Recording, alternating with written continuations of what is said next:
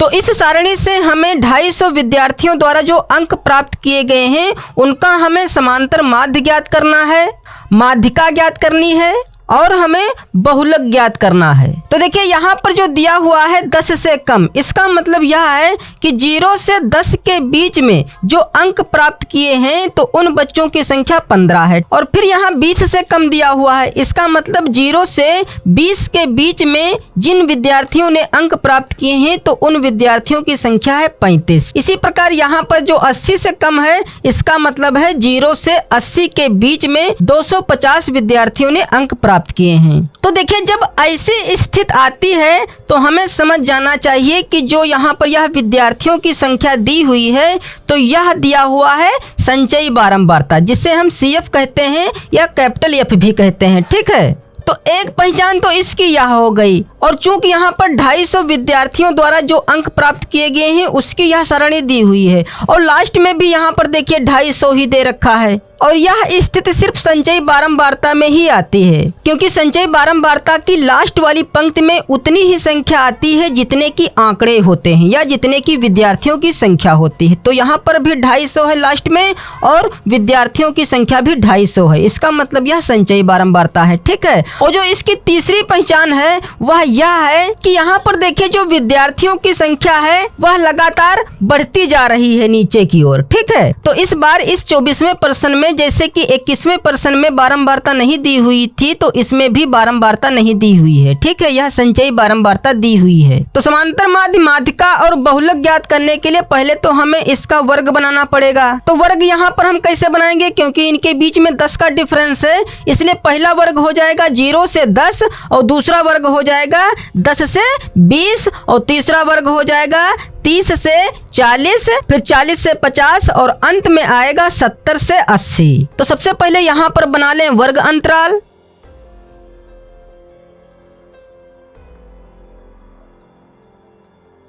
तो यह बन गया इसका वर्ग अंतराल। और जो यह विद्यार्थियों की संख्या है तो यह संचयी बारंबारता है, जिसे हम CF लिख सकते हैं या कैपिटल F भी लिख सकते हैं। ठीक है, तो इसे भी नोट कर लें यहाँ पर।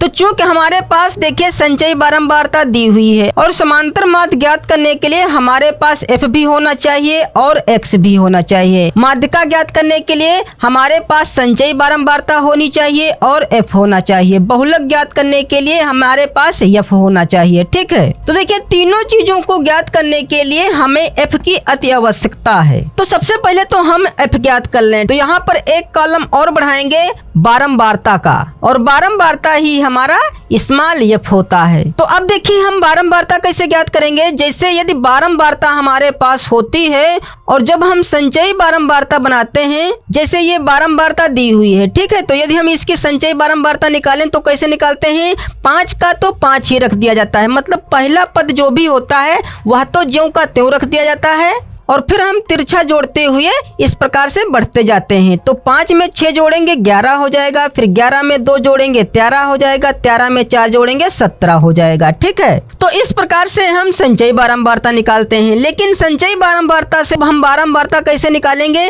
तो देखिए बारंबारता में जो पहला पद होता है वह संचयी बारंबारता में ज्यों का त्यों रख देते हैं। इसी प्रकार संचयी बारंबारता का जो पहला पद होता है वह बारंबारता में ज्यों का त्यों रख देते हैं। ठीक है, तो यहाँ पर है 15, तो 15 का 15 रहेगा।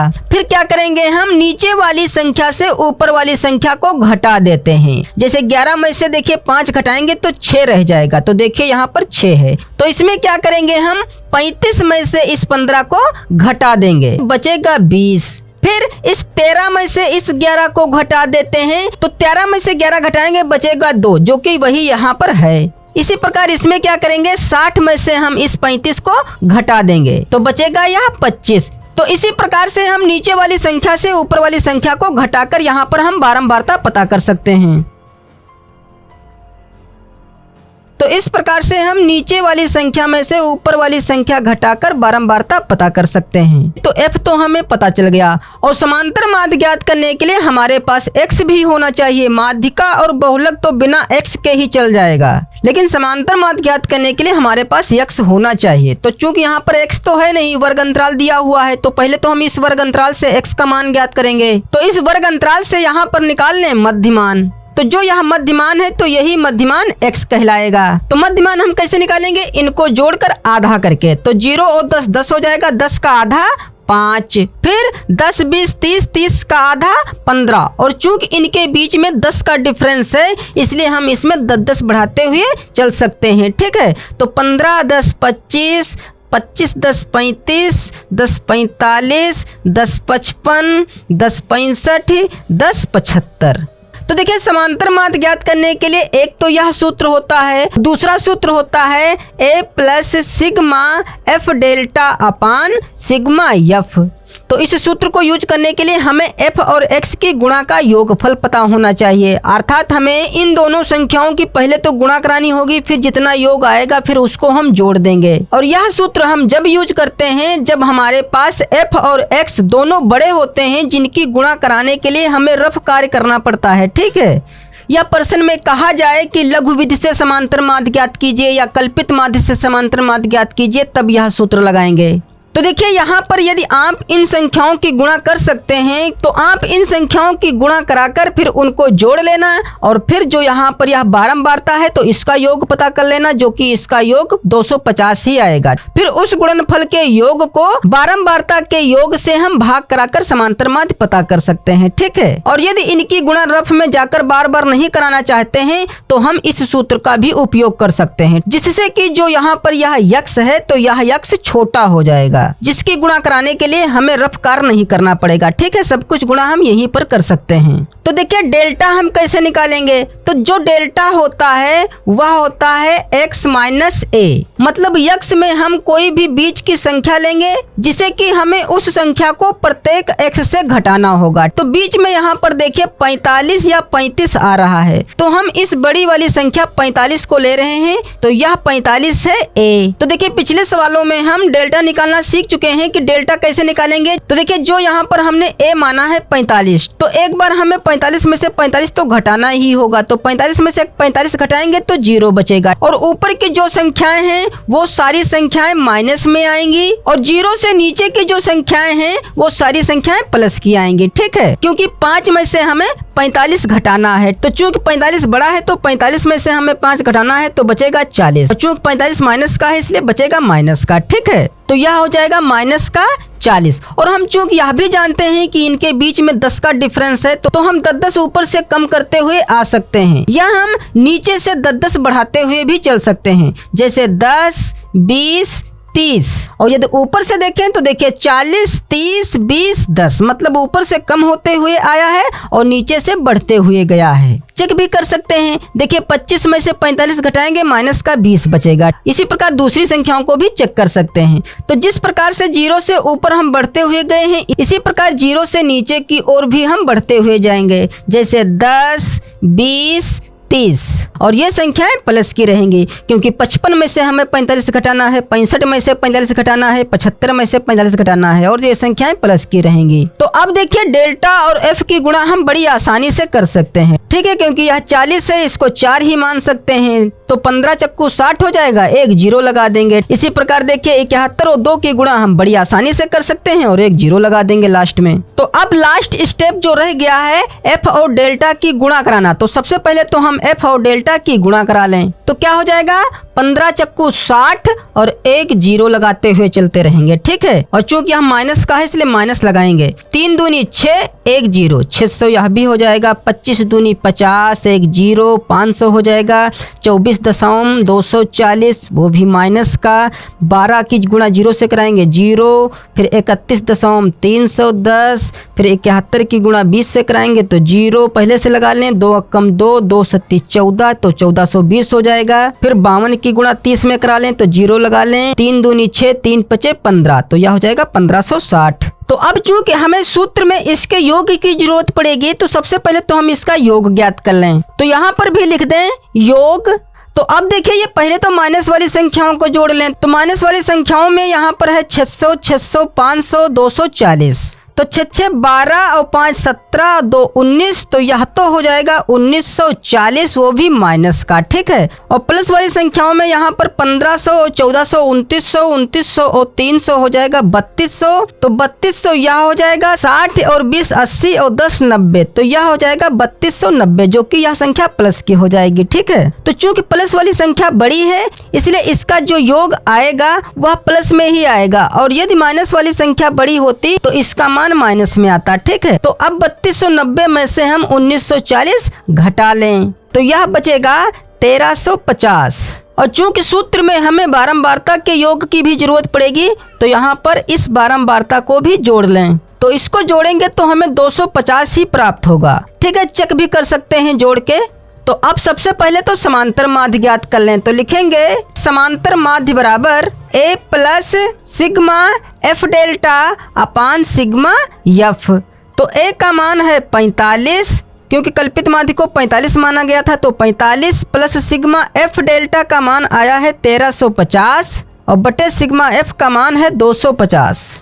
तो इस जीरो से यह जीरो कट जाएगा, 5 से काट दें, 5 पचे 25, 5 दूना 10, 5 सते 35, ठीक है। तो यह हो जाएगा 45 प्लस 27 बटा 5। तो अब हम 45 में उतना जोड़ेंगे जितना कि 5 से 27 में भाग करने पर हमें प्राप्त होगा। तो 5 से 27 में भाग करा लें तो 5 पचे 25 बचेगा 2, डेसिमल 0, 5 चक्कू 20, तो यह आ जाएगा 5.4। तो 45 में 5 जोड़ेंगे हो जाएगा 50 और दशमलव के बाद है 4, तो 50 पॉइंट आ जाएगा 4। तो चूंकि यहाँ पर प्राप्तांकों की बात की गई है तो किसी को जब अंक दिए जाते हैं तो उसको दशमलव में तो दिए नहीं जाएंगे, या तो 50 ही सीधे दिए जाएंगे या 50.5 दिए जा सकते हैं। और जो परसेंटेज होता है उसमें तो दशमलव के बाद कुछ भी हो सकता है, ठीक है। तो यदि 50.5 होता तो उसे हम 51 नंबर मान सकते थे, लेकिन चूंकि यहाँ पर है 50.4 और 4 यह 5 से कम है इसलिए हम इस 4 को हटा सकते हैं, ठीक है। तो इसका जो करेक्ट आंसर आएगा वह आएगा 50 अंक। तो समांतर माध्य तो पता कर लिया गया, अब हमें माध्यिका ज्ञात करनी है। तो इसको हटाकर यहीं पर माध्यिका ज्ञात करेंगे। तो चूंकि माध्यिका का जो सूत्र होता है वह होता है L प्लस N अपान 2 माइनस CF या कैपिटल F अपान F और इनटू में I या H, ठीक है। और जो यह सूत्र होता है यह सूत्र हम जब रखते हैं जब सारणी में वर्ग अंतराल दिया हुआ हो, और यदि सारणी में वर्ग अंतराल नहीं दिया होता है तब हम उसको दूसरे हिसाब से करते हैं। तो लिखेंगे माध्यिका के लिए। तो देखिए जब सारणी में वर्ग अंतराल दिया हुआ होता है तब हम सबसे पहले माध्यिका ज्ञात करने के लिए यह देखते हैं कि हमारे पास n कितना है। तो n यहाँ पर जो यह बारंबारता का योग होता है वही n होता है। यह संचयी बारंबारता की अंतिम पंक्ति में जो भी यहाँ पर आता है वही n होता है। तो n यहाँ पर है 250। अब चूंकि सारणी में वर्ग अंतराल दिया हुआ है इसलिए n का हमें आधा करना होगा। तो n का आधा हो जाएगा, मतलब 250 का आधा हो जाएगा 125। तो जो यह n का आधा आया है 125, तो हम देखेंगे कि संचयी बारंबारता में 125 किस वर्ग अंतराल में आ रहा है। तो देखिए संचयी बारंबारता में यहाँ 125 तो है नहीं, तो जब n का आधा यहाँ पर नहीं मिलता है तो हम इस संख्या की बड़ी संचयी बारंबारता के वर्ग को लेते हैं, ठीक है। तो 125 से बड़ी संख्या यहाँ पर है 127, ठीक है। बड़ी तो देखिए 198 भी है, 250 भी है, लेकिन जो 125 से तुरंत बड़ी वाली संख्या है उसी को लेंगे जो कि है 127, ठीक है। तो जो यहाँ पर यह 127 है तो 127 के सामने कौन सा वर्ग है, 50 से 60। तो यहाँ पर लिख भी सकते हैं जो कि यह 50 से 60 वर्ग में है। तो यहाँ से हमें दो चीजें प्राप्त हो जाएंगी, एक तो यहाँ से हमें L मिल जाएगा, ठीक है। तो L क्या है, जो यह वर्ग है 50 से 60, इसमें से हम निम्न सीमा लेते हैं जो कि है 50, ठीक है। और इनके बीच का जो अंतर होता है, मतलब 50 और 60 के बीच का अंतर जो 10 है, तो यही होता है I। तो I का मान है 10। अब चूंकि हमें CF की भी जरूरत है तो CF क्या होगा, जो यह 127 लिया गया है तो इसके ठीक ऊपर वाली जो यह संख्या है 96, ठीक है। तो यही है CF। तो इस CF की जगह पर कैपिटल F भी लिख सकते हैं या CF ही लिख सकते हैं। तो CF का मान है 96। और हमें स्मॉल एफ की जरूरत पड़ेगी, तो स्मॉल एफ का मान संचयी बारंबारता के ठीक सामने वाली जो भी बारंबारता होगी। तो संचयी बारंबारता जो हमने यहाँ पर ली है 127, तो इसके ठीक सामने वाली जो बारंबारता है वह है 31। तो एफ का मान है 31। अब इस सूत्र की सहायता से माध्यिका हम ज्ञात कर सकते हैं। तो लिखेंगे इसलिए माध्यिका बराबर, माध्यिका का यही सूत्र लगाएंगे L प्लस, तो L का मान है 50, तो यह हो जाएगा 50 प्लस n/2। तो n/2 का मान है 125, तो यहाँ पर हम 125 लिखेंगे।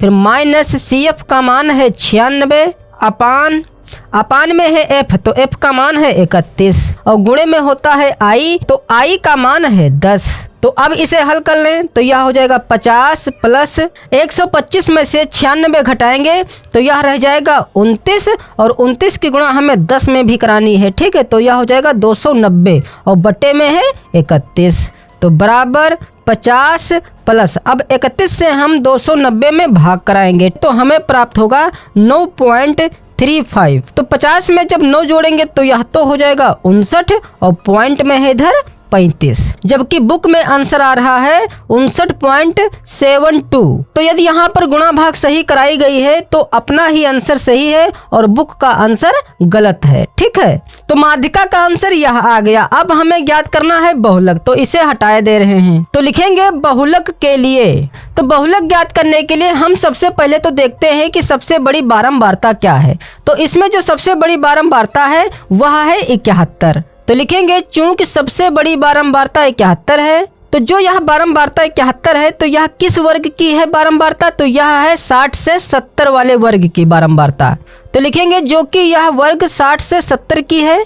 तो देखिए जो बहुलक का सूत्र होता है वह होता है L plus F1 minus F0 अपान 2F1 minus F0 minus F2 और इनटू में I। तो यल यहाँ पर क्या है, तो यल वही है जो कि माध्यिका में होता था, ठीक है। तो यहाँ पर जो निम्न सीमा है वह है 60 और I इनके बीच का डिफरेंस, तो इनके बीच का डिफरेंस है 10 का, तो I का मान है 10। अब हमें F1 की जरूरत है, F0 की जरूरत है और F2 की जरूरत है। तो जो यहाँ पर यह सबसे बड़ी बारंबारता 71 है तो यह है F1 और इसके ऊपर जो बारंबारता है वह है F0 और F1 के नीचे जो बारंबारता है वह है F2। तो इस प्रकार से गिनती बन गई 0 1 2। तो F0 का मान 31, F2 का मान 52 और F1 का मान 71।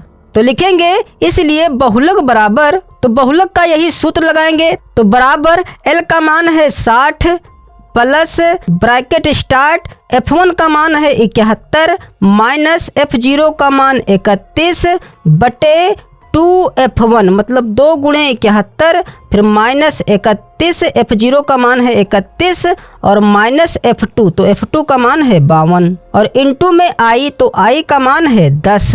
तो अब इसे हल कर लें तो 60 प्लस 71 में से 31 घटाएंगे बचेगा 40 अपान फिर 2 की गुणा 71 में कराएंगे तो 2 अक्कम 2 2 फत्ती 14 142 हो जाएगा। तो 142 में से हम इन दोनों संख्याओं को जोड़कर घटाएंगे क्योंकि ये दोनों संख्याएं माइनस की हैं। तो 31 और 52 हो जाएगा 83। तो 83 को घटाएंगे तो यह बचेगा 59, तो बटे में हो जाएगा 59 और गुणे में 10 है तो इस 10 की गुणा इस 40 में कराएंगे तो यह हो जाएगा 400। तो चूंकि गुणा तो करा ही ली गई है इसलिए इस ब्रैकेट को खोल दें। अब तो यह हो जाएगा 60 प्लस अब 59 से हम 400 में भाग कराएंगे तो भाग कराने पर हमें प्राप्त होगा 6.779। तो यह हो जाएगा 60 और 6 66.779। तो इस 9 को जब हम हटाएंगे तो चूंकि 9 5 से बड़ा है तो इससे पहले वाला एक अंक बढ़ जाएगा, ठीक है, ये तो जानते ही हैं। तो यह हो जाएगा 66.7, 9 को हटाकर इस 7 की जगह पर कर दें 8, तो बहुलक का आंसर आ जाएगा 66.78। तो यह हो जाएगा हमारा आंसर। अब शेष बचे क्वेश्चनों को अगले वीडियो में हल करेंगे।